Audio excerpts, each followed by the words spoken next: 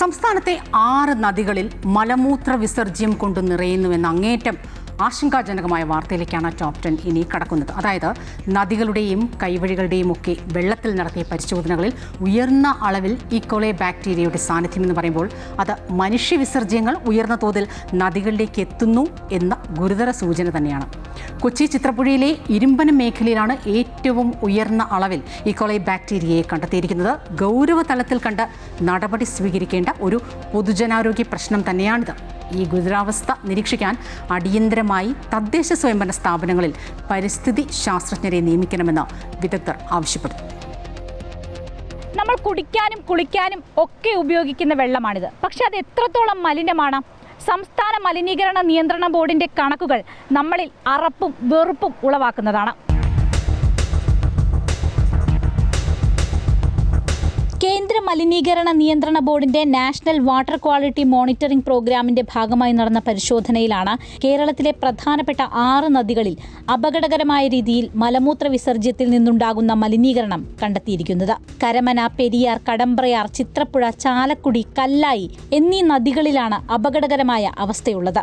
2026 ഫെബ്രുവരി മുതൽ മെയ് വരെയുള്ള കാലയളവിൽ ഈ നദികളിലെ വെള്ളത്തിലുള്ള കോളിഫോം ബാക്ടീരിയയുടെ അളവ് 4500 MPN മുതൽ 5.5 ലക്ഷം MPN വരെയായിരുന്നു. ദേശീയ മലിനീകരണ നിയന്ത്രണ ബോർഡിന്റെ മാനദണ്ഡമനുസരിച്ച് അനുവദനീയമായ പരിധി 100 മില്ലിലിറ്ററിൽ 2500 MPNൽ താഴെയാണ്. ഈ പരിശോധനാ ഫലങ്ങൾ കേരള സംസ്ഥാന മലിനീകരണ നിയന്ത്രണ ബോർഡ് ജലശക്തി മന്ത്രാലയത്തിന് സമർപ്പിക്കുന്നു. ഏലൂർ, ആലുവ, എടയാർ വ്യവസായ മേഖല, കളമശ്ശേരി, കടമ്പ്രയാറിലെ ബ്രഹ്മപുരം, മണക്കക്കടവ് എന്നിവിടങ്ങളിൽ നിന്നുള്ള കണക്കുകൾ ഞെട്ടിക്കുന്നതാണ്. ചിത്രപ്പുഴയിലെ ഇരുമ്പനം മേഖലയിൽ ഏറ്റവും ഉയർന്ന കോളിഫോം അളവായ 5.5 ലക്ഷം MPN ആണ് രേഖപ്പെടുത്തിയിരിക്കുന്നത്. അതായത് കൊച്ചിയോട് ചേർന്ന് കിടക്കുന്ന പുഴവെള്ളം കുളിക്കാൻ പോലും ഉപയോഗിക്കാൻ പറ്റാത്തതാണ്. മലിനീകരണങ്ങൾ നിരീക്ഷിക്കുന്നതിന് എല്ലാ തദ്ദേശ സ്വയംഭരണ സ്ഥാപനങ്ങളിലും പരിസ്ഥിതി വിദഗ്ധരെ നിയമിക്കണമെന്ന ആവശ്യവും ഉയർന്നിട്ടുണ്ട്. എല്ലാ ലോക്കൽ ബോഡിയിലും ഒരു എൻവയോൺമെന്റൽ എക്സ്പെർട്ട് വേണം. സയൻസും ടെക്നോളജിയും, പരിസ്ഥിതിയുടെ സയൻസും ടെക്നോളജിയും വളരെ സങ്കീർണമായ വിഷയമാണ്. ഒരു എഞ്ചിനീയർക്ക് ചെയ്യാൻ പറ്റുന്നതല്ല. നമ്മുടെ കുട്ടികൾക്ക് ഈ നാട്ടിൽ തന്നെ ഇതെല്ലാം കൈകാര്യം ചെയ്യാനും മനസ്സിലാക്കാനും ഇൻ്റർപ്രറ്റ് ചെയ്യാനുള്ള കഴിവുണ്ടെങ്കിൽ അവരിതങ്ങ് നടത്തിക്കോളും. അതുപോലെ റെഗുലർ മോണിറ്ററിങ്ങിനുള്ള സംവിധാനം ഉണ്ടാവണം. രാജ്യത്തെ നിയമസംഹിത അനുസരിച്ച് കുടിക്കാനുള്ള വെള്ളത്തിൻ്റെ സ്രോതസ് ജലം അതിനകത്ത് 50 MPN, ഈക്വളി വാല്യൂ 50 MPN താഴെയായിരിക്കണം.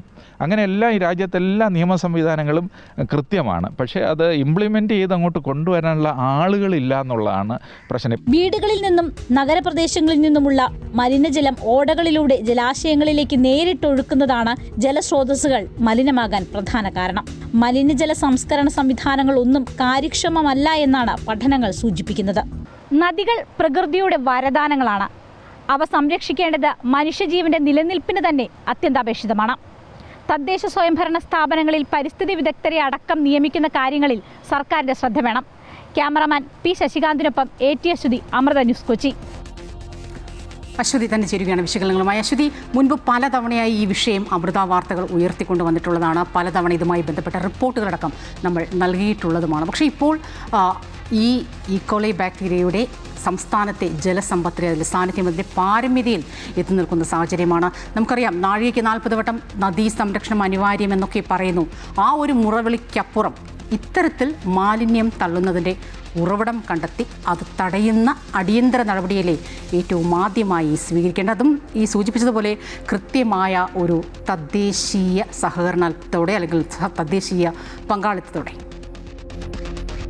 സംസ്ഥാനത്തെ നദികളിലെ മലിനീകരണം സംബന്ധിച്ച് ഗുരുതരമായ കണ്ടെത്തലുകളാണ് സംസ്ഥാന മലിനീകരണ നിയന്ത്രണ ബോർഡിന്റെ ഭാഗത്തു നിന്ന് ഉണ്ടായിരിക്കുന്നത്. ഇത് എല്ലാ മാസവും ഇത്തരത്തിലുള്ള അസസ്മെന്റുകൾ നടക്കുന്നുണ്ട്. പക്ഷേ കഴിഞ്ഞ കുറേ നാളത്തെ ഒരു ഡേറ്റ പരിശോധിക്കുകയാണെങ്കിൽ ഈ നദികളിലെ മലിനീകരണം വർദ്ധിച്ചു വരുന്നു. പ്രത്യേകിച്ച് ഈക്കോളെ ബാക്ടീരിയകളുടെ അളവ് വർദ്ധിച്ചു വരുന്നു എന്നതാണ് നമുക്ക് കണ്ടെത്താനായിട്ട് സാധിക്കുന്നത്.